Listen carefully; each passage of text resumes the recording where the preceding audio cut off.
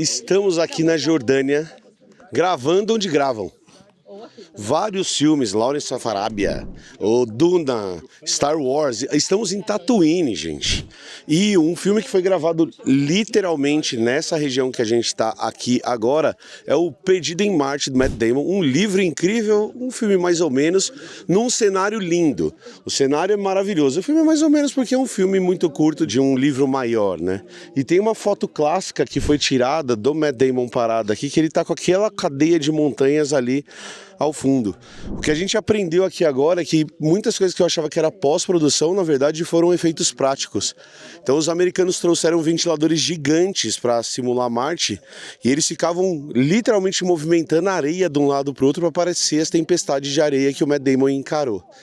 A grande dificuldade de subir até aqui é que a gente tem que subir meio que dançando para os vermes da areia não pegarem a gente. Então, senão eles vão escutar o nosso movimento e eles vão pegar a gente. Então, cara, é muito louco, porque no Brasil a gente não tem cenários como esse e é meio alienígena, assim, é diferente do que a gente está acostumado, alienígena nesse sentido, e muito bonito. Uma outra característica bem legal que a gente vai ter aqui, filmando no mesmo lugar, é que não é todo o deserto que você vai encontrar formações como essa, mas você tem uma parte mais baixa do deserto, que tem essa cara mais de areia mesmo, né? E você vai ter essas formações rochosas no meio. E se a gente lembrar de cenários brasileiros, principalmente nos planaltos brasileiros, é claro, com floresta, causados por outras intempéries, a gente até tem algumas coisas meio parecidas. Então o que se discute é que você tem essas partes que foram cozidas durante o desenvolvimento do solo, que formam rochas que são diferentes, e daí depois, no caso aqui, o vento vai tirando a parte solta do solo, e o que vai sobrando são essas estruturas maiores com altura maior. E talvez a gente tivesse em algum momento da história areia até o teto. E aí você vai cavando, você vai tirando, a parte dura vai ficando, o solo do deserto vai baixando e o resto vai ficando aparente, que são essas estruturas rochosas que a gente está vendo aqui, lindíssimas, no meio do deserto na Jordânia. Então, gente, estou usando meus poderes de geóloga, que não existem, mais meus poderes de observação. E é muito legal que dá para observar ali que tem uma parte mais baixa, com uma cor diferente. É uma área onde acumula água. Né? Acumula água no deserto, às vezes chove, gente, não é sempre, mas às vezes chove. E daí ali você tem aquela camadinha, dá pra ver que é um pouquinho mais baixo, é onde provavelmente faz umas pocinhas d'água. Se Matt Damon tivesse usado as botas da Tabel, ele não teria se perdido em Marte.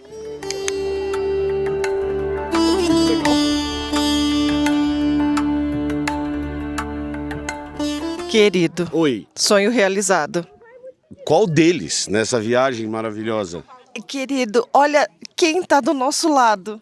Eu? Não, o camelo. Olha que lindo esse bicho, cara. Muito legal. Esse é um dromedário, né? É verdade, é um dromedário. A gente tá falando de um bichinho de uma corcova só. Aham. E olha que elegância, que bonitinho.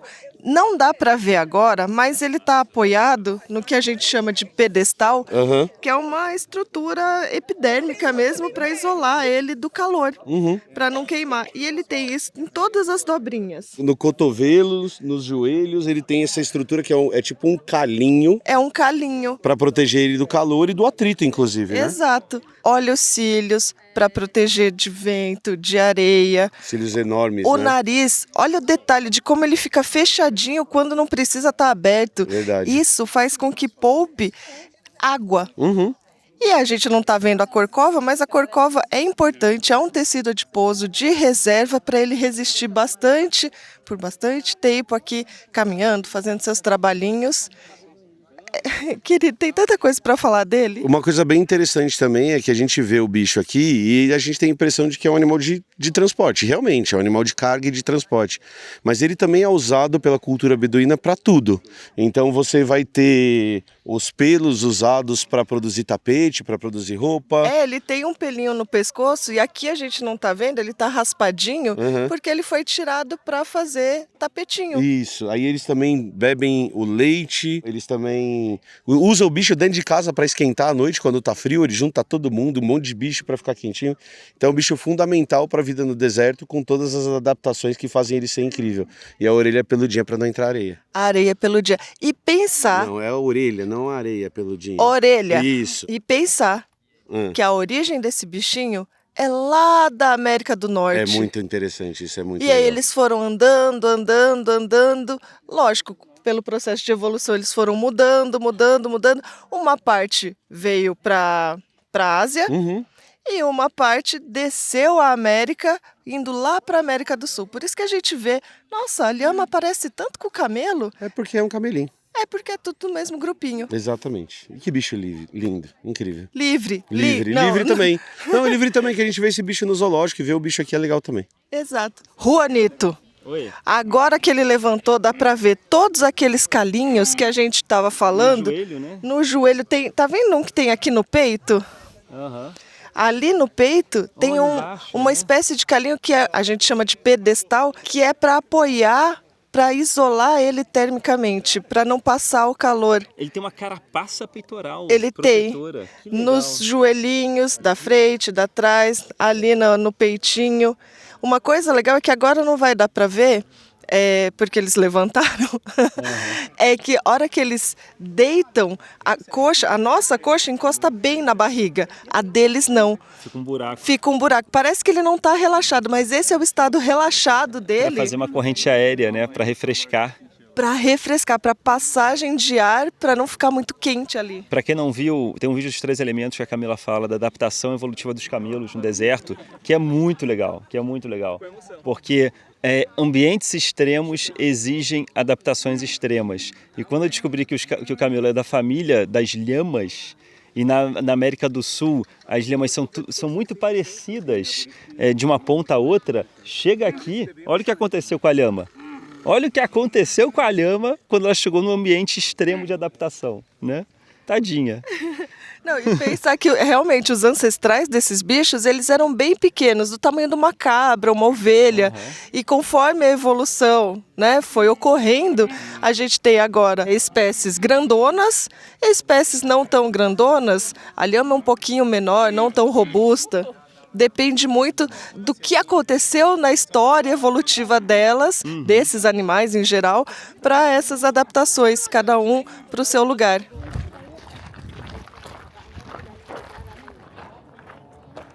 Então, gente, a gente está entrando na cidade de Petra, que é uma cidade dos nabateus. É uma cidade com muitos mistérios e uma cidade que a gente não sabe tanta coisa assim, que é muito legal. Aqui a gente está numa área que tem túmulos. Na verdade, a cidade é uma grande necrópole. Então, a gente tem, cada lugar que tem esses buraquinhos, a gente tem túmulos. Esses túmulos aqui atrás de mim são conhecidos como torres. São túmulos como torres. E a gente vai conhecer o resto dos túmulos da cidade, e a cidade em si foi uma cidade muito populosa e que existiu por cerca de 700 anos. Então, a partir de uma certa época, árabes nabateus que passaram a morar aqui. A maioria deles que estão enterrados nestas escavações. Mas é legal, se vocês derem um zoom ali, você tem um escrito que está falando: eu sou Abel e minha família está sepultada aqui. E eu também. Eu Olha. e minha família estamos sepultados aqui. Você descende de nabateus? Não. Não, a escrita é: eu sou Abel, eu e a minha família estamos sepultados aqui. Tá. Então, gente, aqui esse túmulo, a gente sabe que tinham 4 pessoas enterradas por conta dos 4 obeliscos, e a imagem no meio é a imagem de Duxará, que é o deus principal dos nabateus. Esse deus é um deus solar, é meio comparável com Zeus, mas é outro deus, né? Partiu, que a gente está só no começo e o pessoal já está lá na frente. Chegamos a Petra, a gente acabou de descer do centro de visitante que é ali em cima, a gente está em direção a Petra e a gente já começa a ver essas estruturas que estão aqui atrás de mim, que são essas estruturas quadradas aqui, ó, que são conhecidas como Gene Blocks, são os blocos dos gênios, e vocês conseguem ver ali embaixo que tem uma abertura. Então esses Gene Blocks, eles tiveram vários usos ao longo da história, e dependendo do momento que você está falando, então eles eram usados desde cisterna para guardar água, até um local que pode ser túmulo, dependendo do Gene Block que você pegar, ou até um lugar para as pessoas que passavam aqui, para os nômades, né? A gente não está falando de um povo estático nesse momento, também ficarem. E aí o que é legal daqui é que os nômades eles iam trazendo pedrinhas e meio que pavimentando a estrada que eles usavam com o passar do tempo. Então em alguns desses Gene Blocks acharam deixavam, por exemplo, os líderes de um povo e seus descendentes como se fosse um túmulo mesmo. E a gente vai ver vários desses quadradões assim ao longo de todo o caminho que a gente vai fazer. Aqui a gente consegue já ver as cavernas escavadas, né? Os povos eles iam aproveitando que apesar de ser uma rocha, é uma rocha mais macia para ser cortada. E lá em cima, ó, a gente consegue ver um símbolo que parece uma escada subindo e uma escada descendo. E é justamente isso, é uma escada para o submundo e outra escada para o céu. Então a gente vai perceber em vários templos daqui esses símbolos em cima dos prédios. Tem um ali, tem um outro ali em cima que está meio inacabado, mas essa é a representação que eles faziam. Querido, Oi. nunca imaginei na vida que eu viria planta do deserto no deserto. Porque a gente pode ver planta de deserto em jardins botânicos. Verdade. Mas agora eu estou vendo planta de deserto no deserto. Fazendo checklist de bioma. Fazendo checklist de bioma. Os biomas do mundo que os biólogos querem conhecer, a gente chegou num que a gente não conhecia ainda, que era deserto. Então, ao longo da nossa viagem, tiveram vários momentos que a gente não viu vegetação alguma. E aí começou a chegar um ponto que a gente viu uma touceira aqui, uma moitinha ali, um arbustinho, uma árvorezinha um pouco mais complexa. Mas acho que uma coisa que todos esses organismos vegetais têm em comum são adaptações específicas para o deserto. É, porque é importante a gente lembrar que o deserto tem muita luz, o que é muito bom para as plantas, mas o deserto recebe o nome que essa classificação de deserto é ligada à baixa quantidade de água, não é nem a temperatura. A temperatura realmente não é tão importante. A Amazônia, por exemplo, é muito quente, mas como tem muita água, as plantas se desenvolvem. Aqui a gente vai ver plantas que têm adaptações à seca. Acho que isso que é o mais importante. E ao calor E também. ao calor também, porque também é quente, né? E aí o que a gente vê, assim, a gente não tem folhas tão largas, né? Porque folha larga significa perder água. Perfeito. A gente não vai ver partes tão robustas, porque quanto mais corpinho, mais energia precisa. Ela está fazendo o máximo para não perder água, para não perder energia e para maximizar a fotossíntese com o que ela tiver de água, porque a água é importantíssima para a fotossíntese. E acho que aqui gás carbônico não é um problema. Acho que não. E aí o que é muito legal, que todos eles falam, é que a gente também tem restinhos de plantas e sementes no solo, que aí quando chove tudo fica verde para aproveitar o máximo possível. E daí depois, quando seca de novo, todo mundo se recolhe. Eles têm o que eles falam que é um bloom, né? Uma floração, uma explosão de vida verde, vegetal. Isso a gente vê em vários outros lugares. Mas uma coisa legal é assim, o que a gente imagina dessas plantas? Elas não vão ter folhas tão largas. Quando você vai ver vegetação da floresta amazônica, uma floresta equatorial, baita de uma folhona. ela é chamada de latifoliada porque é uma folha larga. Aí, aqui não, a gente está vendo uma folha bem fininha. Em alguns casos, ela vai virar até quase um espinho. Ou, em algumas outras situações, um acúlio. Enfim. Outra coisinha, é não ficar de boca aberta. Isso. O importante aqui é não ficar moscando de boca. Fecha a boca, que nem o camelo. Camelo fecha a narina, fecha a boquinha, tem toda uma estrutura para não perder água pelas partes mais delicadinhas, mais sensíveis à perda d'água. E a folha faz a mesmíssima coisa. Ela fecha os estômatos durante o dia, que é o momento que está mais quente. Então, nesse horário, ela está fazendo uma outra parte da fotossíntese, né? Geralmente são plantas que a gente vai falar de metabolismo C3, C4, CAN. Elas vão usar ou C4 ou CAN. Perfeito. Que daí vai ter uma divisão do metabolismo para fazer a fotossíntese. Vão ser sistemas separados, então não necessariamente usa o ciclo de Calvin ou usa em parte o ciclo de Calvin. Por quê? Porque a enzima responsável por fazer a fotossíntese, pelo metabolismo mais tradicional, que é a rubisco, ela gosta também, assim, se estiver dando bobeira, ela pega oxigênio. E fazer isso usando oxigênio e não dióxido de carbono ou gás carbônico é menos eficiente. Então ela não pode ficar marcando aqui, não. Então eles usam uma outra rota, né, que não é a da C3, pode ser uma C4 ou uma CAN. E uma das estratégias é fecha o estômago de dia, abre à noite para pegar os gases que precisam, para pegar o dióxido de carbono ou o gás carbônico. A planta só respira à noite. Vamos ficar de boca aberta na hora que tá mais fresquinho. Perfeito, excelente. Então é muito interessante ver isso. Como você disse, em outros desertos a gente não tinha visto e aqui na Jordânia a gente está vendo. Exato. Outra coisinha que eu queria comentar. Tem outras adaptações que talvez existam nessas plantas. Algumas podem ter raízes mais profundas para tentar buscar água lá do fundo. Outra coisa legal que pode acontecer é em relação a metabólitos secundários. Metabólitos relacionados à defesa das plantas. Então aqui também não dá para ficar marcando, não. Sim. A gente tem que Já é difícil fazer folha, ainda vem alguém e come, é difícil, né? Exato, então elas têm que se defender muito contra a herbivoria. Para isso, elas usam defesas químicas. Então, é muito provável que várias dessas plantas que têm defesas químicas, e aí o que a gente estava vendo nas lojinhas e vendinhas, é o uso de várias plantas com um intuito medicinal, aqui pela população local, pelos beduínos. Perfeito. Tem muita coisa legal para falar de planta. Ai, meu Deus, tô louca. Então vamos? Desde quando eu comecei a fazer fisioterapia, olha só o que eu consigo fazer. Meu Deus, Carlos Osso, que impressionante. Exatamente. Olha, eu tenho botas. Você tem botas Meus pés. que você consegue colocar perto do seu Olha o rosto. que eu faço. A sua elasticidade está cada vez melhor. O patrocinador de botas vai adorar. Qual que é ali? Quando a gente começou o Três Elementos, Ah. a gente tinha um sonho. Olha, ainda temos, ou não? Vários. Vários. Mas um dos nossos sonhos é que a gente ia ter patrocínio de um monte de coisa. E um deles se realizou. Temos patrocínios de calçados que usaremos na viagem que a gente vai fazer. Mas, Carlos Ruas, tá. Então a gente ganhou. Acho que não era essa a acho ideia. que não era de essa a uso. ideia. A gente precisava, Camilinha, de uma bota que fosse confortável Exato. e resistente, porque isso é importante. A gente vai usar o mesmo sapato, vai subir em lugares, descer em lugares, andar bastante. E aí a marca Botas Tabel entrou em contato conosco e além de patrocinar os Três Elementos, tem cupomzinho para quem tá comprando. Aí sim. Cupom Elementos. Então se você entrar no link que tá aqui, você não vai ganhar a elasticidade de Carlos Ruas, é claro, porque isso é impossível. É muito tempo de treino para isso acontecer.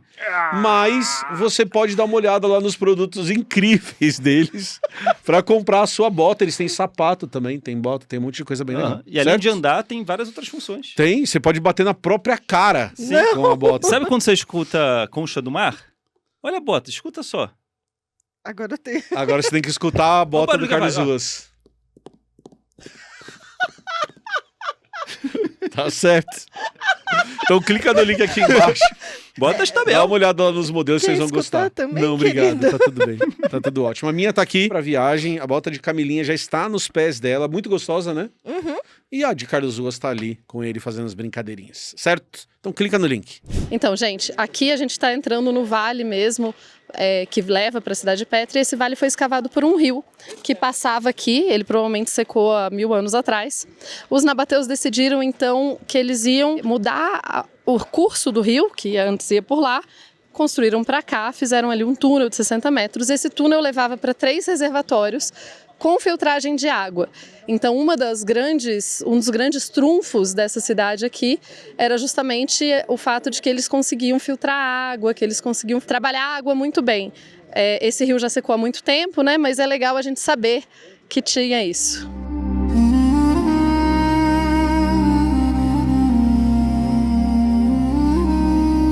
Aqui a gente finalmente está chegando no desfiladeiro que vai terminar no que eles chamam de tesouro. E o que é legal desse lugar é que a gente precisa lembrar que, apesar de ser um povo conhecido, isso aqui foi construído por um povo chamado Nabateu. E eles construíram e aproveitaram esse espaço por algumas razões. A primeira razão é geográfica. Muitas caravanas tinham que passar por aqui, o que fez com que o lugar ficasse muito rico e muito conhecido. E a segunda coisa é essa característica do desfiladeiro. Esse local aqui é um lugar perfeito para defesa.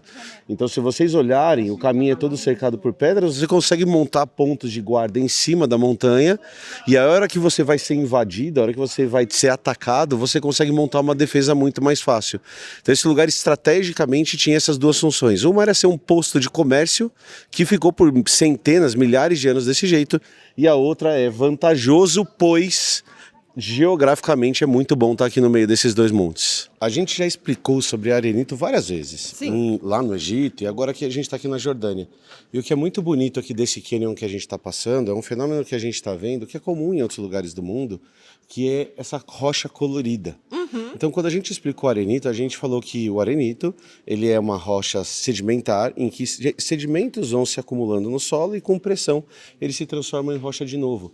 E que você explicou muito bem que apesar dele ter uma base de sílica, é isso? De quartzo, de quartzo. cristais de quartzo. Você também tem você pode ter outros metais misturados. Pode ter minerais misturados. E aí o que você vai ver é que diferentes tipos de substância vão oxidar de maneira diferente e produzir cores diferentes em vermelhos, amarelos, pretos, que a gente está vendo pintando toda a montanha. Parece que é de propósito. Parece que é tudo pintadinho. Olha aquele lado ali, ó, várias faixinhas diferentes. É só química. É muito legal. Há muitos anos atrás, né, em 1820, quando essa cidade foi redescoberta por um arqueólogo europeu, o David, aqui ainda tinha um arco. A gente consegue até ver o desenho dele aqui, onde o arco está desenhado. Esse arco provavelmente foi quebrado nos anos 30, 1930. E aqui a gente então tem essa entrada majestal para a cidade, né? Majestica, assim. Imagina há 2000 anos atrás, você está chegando nessa cidade e você tem esse arco belíssimo na frente e você tem essa entrada dos destiladeiros e devia ser muito impressionante. Já é muito impressionante, né? Mas imagina que também era tudo colorido. Porque cores, as pessoas gostam de cor. Uma das grandes dificuldades que eles tinham, que eles têm no deserto inteiro, é como conseguir água. Exato. E aqui no fundo de destiladeiro isso era um problema também, se você não tem uma fonte de água confiável para você construir uma cidade. Ou que seja um entreposto, o que quer que seja, tem muita gente, você precisa de muita água. Então a gente consegue perceber duas coisas, tanto que eles escavavam, quanto eles usavam veios naturais na rocha para transportar a água da chuva lá de cima até aqui embaixo. Então se a gente olhar aqui, ó, o que a gente vai ver é um desses canaizinhos construídos pelo povo que morava aqui e que a gente vai vendo pelo destiladeiro inteiro. Em alguns lugares eles estão mais desmanchados, em outros mais inteiros, como aqui, e a gente consegue ver isso acontecendo. E o que é mais legal é que se você olhar essas figuras aqui, ó, essas figuras que estão aqui na frente, elas estão representando como se fosse uma caravana. É claro que muito tempo passou, já está tudo meio desgastado, mas dá para ver os pés ali, dá para ver o corpo de um animal, provavelmente um camelo aqui na frente representado. Viu os pezinhos do camelo ali, ó, os pezinhos do camelo representado. Que é uma caravana em direção ao tesouro, que é para onde a gente está indo, enfeitando esses canaizinhos ali do lado. Ah, que demais, querido. Legal, né? Muito legal. Confesso que eu não conhecia muito sobre o povo que morava aqui, os árabes nabateus. E existe muito mistério sobre eles ainda. Mas o que me impressiona era que 300 a.C., o conhecimento que eles tinham para mudar o curso de um rio, conhecimento de engenharia, para eles conseguirem transformar esse desfiladeiro em uma cidade sagrada habitável, com sistema de irrigação, com sistema de água para poder beber, seja dos animais, seja das pessoas, e sistema de contenção de chuva para esse aqui não encher e virar um lugar sagrado com tumbas e deuses. Olha que maravilhoso! E essas formações rochosas aumentam mais ainda o espetáculo. Olha isso.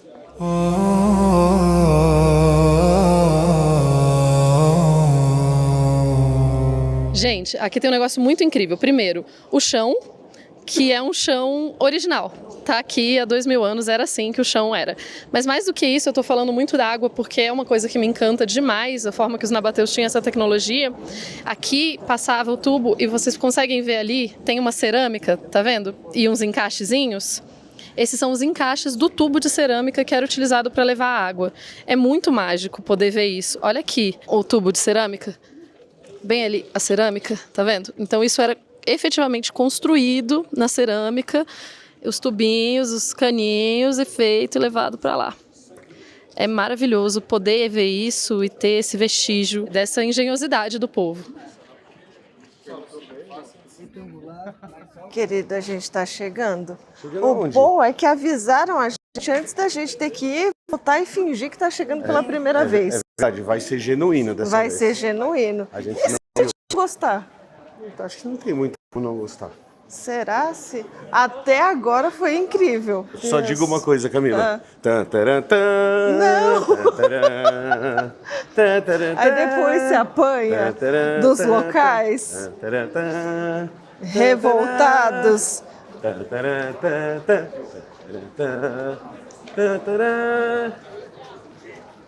Emílio do céu, Emílio da terra.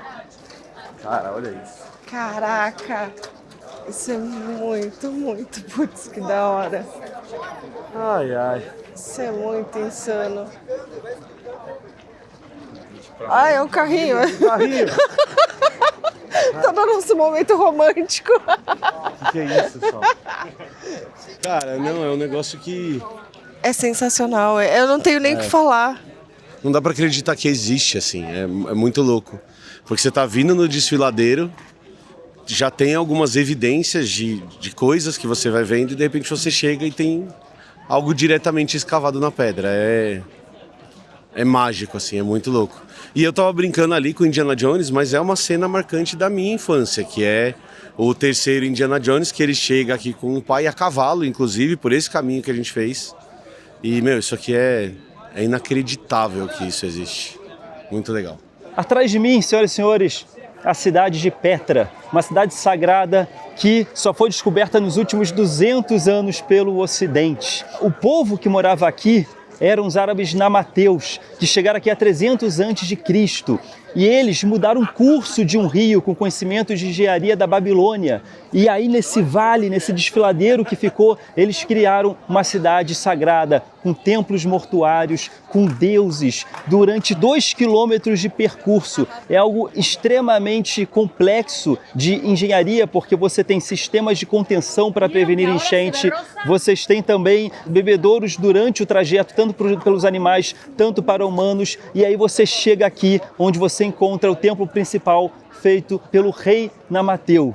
Olha que grandiosidade, tudo esculpido na pedra, o conhecimento que eles tinham, e dizem que é um templo mortuário, porém, olha que interessante, você tem deuses lá em cima, no meio você tem Ísis, Egito, nas laterais você tem Amazonas, greco-romano, em cima você tem 2 águias no telhado, persa, em cima de tudo uma coroa com uma taça, que é o símbolo do povo árabe namateu. Olha que sincretismo interessante. Existem teorias sobre isso. Como era um templo mortuário, o rei poderia querer colocar um deus de cada civilização, com a coroa em cima, mostrando, somos os namateus. Nós passamos por todas essas civilizações e a nossa coroa, acima de todos, mostra que prevalecemos, que ficamos vivos durante todo esse tempo.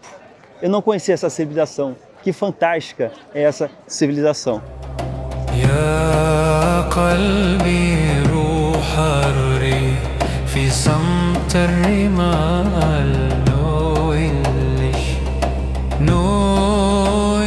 Gente, a gente está aqui na área que era mais central da cidade, né? Uma cidade sagrada, uma cidade que tem muita coisa. E a gente tem aqui um anfiteatro, que no momento está habitado por uma unidade de gato, mas é um anfiteatro de inspiração greco-romana. Por que a gente fala de uma inspiração greco-romana? Porque ele é um anfiteatro nabateu, mas ele tem a mesma estrutura, uma estrutura muito similar com o teatro grego, que também vai acabar sendo uma estrutura similar com os teatros romanos. Então a gente tem onde ficava o coro, a gente tem as estruturas por onde os atores podiam entrar, a gente tem toda a estrutura de onde as pessoas sentavam. E é muito, muito interessante, assim, infelizmente a gente não sobreviveu nenhuma peça de teatro na Bateia, mas a gente sabe que elas aconteciam aqui. A gente também imagina, assim, né, que esse era o centro principal de entretenimento da cidade. A gente está bem no centro da cidade, uma cidade que os primeiros gregos que pisaram aqui descreveram como paraíso. Essa cidade, embora hoje ela seja muito seca, ela era muito verde, com muitas árvores. Você tinha um rio passando aqui pelo centro. Lá para frente você teria como um lago, é cercado de pequenas cachoeiras e tudo muito verde, assim. Então, encontrar esse lugar no meio do deserto devia ser uma das coisas mais mágicas e incríveis. Além disso, a gente vê essa cor agora muito assim, mas na antiguidade muito disso teria tido uma camada de um reboco mesmo, e nesse reboco teria pinturas. A gente tem muito pouca evidência aqui, se eu não me engano, tem um túmulo nessa região que tem evidência ainda de cor, e é muito, muito mágico, assim, agora eu já recuperei um pouco, mas eu tava emocionadíssima, chorando um pouquinho ali, porque eu acho que tudo nessa viagem é incrível, mas esse lugar é muito... saber que ele ficou aqui, né, assim, ele vai ser efetivamente abandonado depois do grande terremoto de 749, e daí, a partir daí, ele realmente... Mas ele já estava em decadência quando ele foi abandonado, mas é muito incrível ter tudo isso tão preservado e ver a força e o quão bons eram as pessoas que construíram isso daqui, né, quanta habilidade a gente tem. Eu brinco que o pessoal gosta de falar de deuses astronautas e extraterrestres, mas tem um negócio que seres humanos sabem fazer, comprovado aqui, é cortar pedra, gente. Cortar pedra é um negócio que a gente sabe fazer há bastante tempo.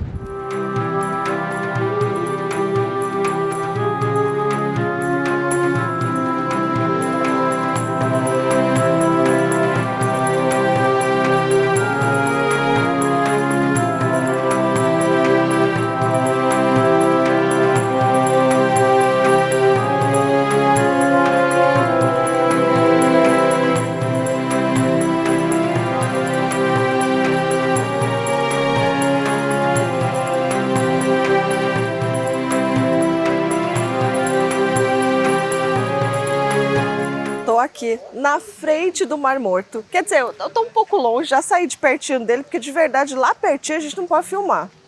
Mas eu vim aqui um pouquinho para longe, acho que dá para vocês perceberem que ele está atrás de mim. E aí, por que esse nome Mar Morto? Morto porque a salinidade é muito, muito, muito alta e só organismos capazes de resistir a essa alta salinidade é que vão conseguir sobreviver ali. Aí a gente tem que lembrar de uma coisa. A vida existe numa faixa muito restrita de condições, seja de luminosidade, de temperatura, mas pensando em ambientes aquáticos também de salinidade. E essa faixa, ela tem alguns organismos muito danados que a gente fala que são organismos extremófilos, que eles são capazes de sobreviver no extremo, mas não só sobreviver, tem que fazer mais coisa para ser considerado um organismo extremófilo. É sobreviver, crescer e se reproduzir. E tem os danados, que são umas arqueias, né, uns organismos unicelulares, parentes das bactérias e alguns tipos de algas. Mas mesmo elas atualmente estão sofrendo com a evaporação tão alta agora do Mar Morto, por causa das mudanças climáticas, que está aumentando ainda mais essa salinidade. Então, antigamente a gente tinha até uns blooms, uns momentos que tinha muita alga, mas agora já faz um tempinho que isso não acontece. Então, sim, tem um pouquinho de vida no Mar Morto, ele não é totalmente morto, mas são organismos extremófilos que vivem em ambientes extremos. E estamos gravando aqui na frente do Mar Morto. É lógico que eu não ia deixar de abusar do nosso fotógrafo / geólogo da equipe dos 3 Elementos, Bruno Salmoni. Oi lá, tudo bem? Bruno, olha eu com pergunta difícil, mas acho que essa é fácil. Manda ver. Como que forma um mar morto, cheio de sal, que na verdade nem é um mar? Bom, a gente está numa situação geológica muito curiosa. A gente está num contato entre duas placas tectônicas. Aqui é a placa da Arábia e do lado de lá é a placa da África. E nessa contato entre as duas placas tem uma falha, que é uma rachadura que vai até lá no fundo. E essas duas placas elas se movimentam em relação à outra e esse movimento deixa uns buracos no caminho, onde a gente pode depositar água e sedimentos. O que acontece na história do Mar Morto é que alguns milhões de anos atrás, aqui era parte do mar Mediterrâneo. Então ele era um mar salgado já. Com o recuo do mar Mediterrâneo para lá, a gente deixou o mar numa pequena fossa.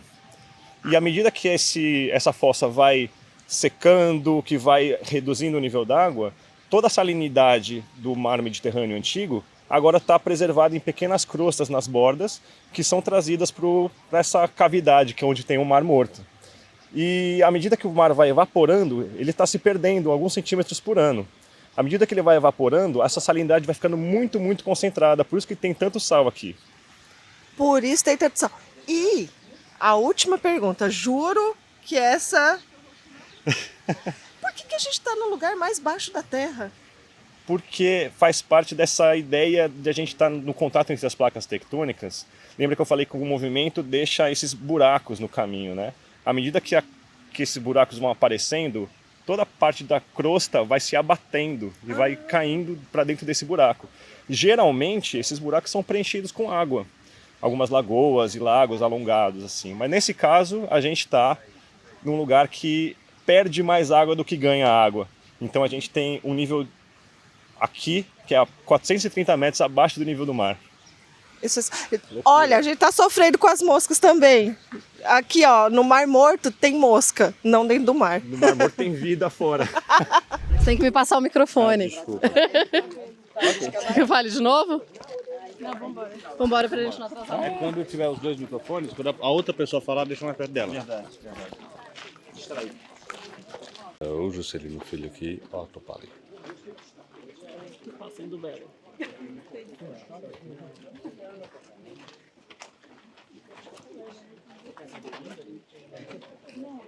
Meus cachorrinhos vão amar esses capítulos.